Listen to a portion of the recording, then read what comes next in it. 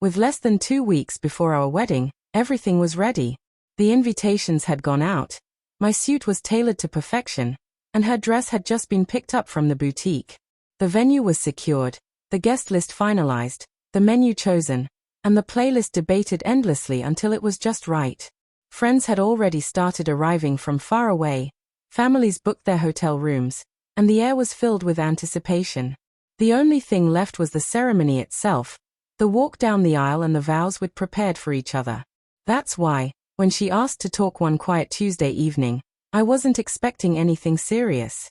We had just finished dinner. I was at the sink washing dishes, while she sat stiffly on the edge of the couch, her posture tense, as though she was preparing herself for something heavy. My first thought was that maybe she didn't want the big wedding after all, that she might suggest eloping instead, or perhaps that nerves were getting the better of her. Normal pre-wedding stress, I assumed. But then she spoke, and her words knocked the breath out of me. She said there was someone she needed to see before we got married. I asked who, and when she said his name, my stomach twisted. It was her ex, the man she'd once loved deeply, for years, before me. The same man she had assured me was completely in her past, cut out of her life when our relationship had grown serious. I couldn't understand. When I asked why, she admitted she felt unsettled, that some part of her still lacked closure. She said she needed to face those lingering feelings before she could commit fully to me. I repeated her word back to her, closure, struggling to grasp it. That's when she revealed what she truly meant. She wanted one last night with him. For a moment, I thought I'd misheard. But her expression was steady, her tone sincere. She wanted to sleep with her ex in order to move forward with me. The room seemed to collapse in on itself. My chest felt tight, my thoughts scattered. I looked at her, but she felt like a stranger.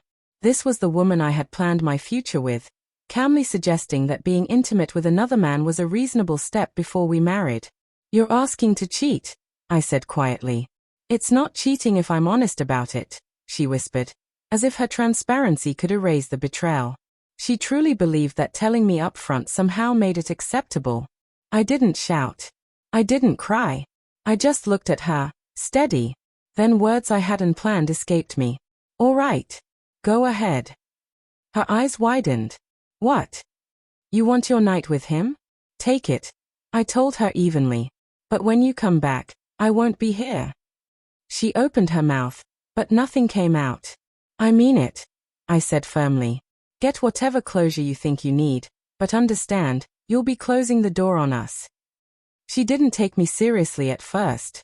4 days she carried on like nothing had changed, making breakfast, chatting casually about flowers for the wedding, acting as though her confession hadn't happened. It felt unreal. At night, lying beside her, I kept asking myself how she could talk about forever with me while already planning to betray me first. I didn't fight, didn't plead. I just watched. Waited. The night came when she quietly slipped a small bag together, touched up her makeup, and told me softly, "I'll see you tomorrow," before walking out. I stayed silent as the door closed. As soon as she was gone, I picked up the duffel I'd packed in advance, left without a note, without drama, without sound. I shut off my phone, erased my online presence, and drove for hours until I reached a quiet seaside town I had loved as a child. I rented a room in a modest inn run by an elderly couple who asked no questions. Bought a worn sweater from a thrift shop, a notebook, and a bike.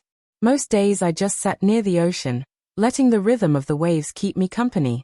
For the first 2 mornings, I checked my phone. The screen was filled, nearly 90 missed calls, endless texts. She begged, insisted she was sorry, claimed she hadn't actually done anything. Her friends wrote too, saying she was devastated, that she thought it was only a test, that I was supposed to forgive, sulk a little, but still be waiting for her in the end. She never imagined I'd actually walk away. But when someone dismisses your boundaries, that isn't love. That's control. After 2 days, I shut the phone off completely. Weeks later, sitting on the beach with a bitter cup of coffee in a foam cup, I turned it back on. The calls and messages had stopped. The final text from her said, "I ruined everything."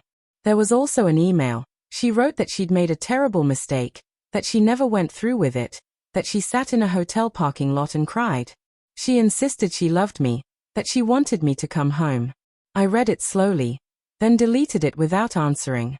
I didn't need her explanations, didn't need her closure. I had already found my own. She could rewrite the story however she needed, say she panicked, claim she never meant it, even tell herself that I abandoned her. But deep down, she would always know the truth. She asked for one night with someone else, and in return, I gave her a lifetime to live with that decision.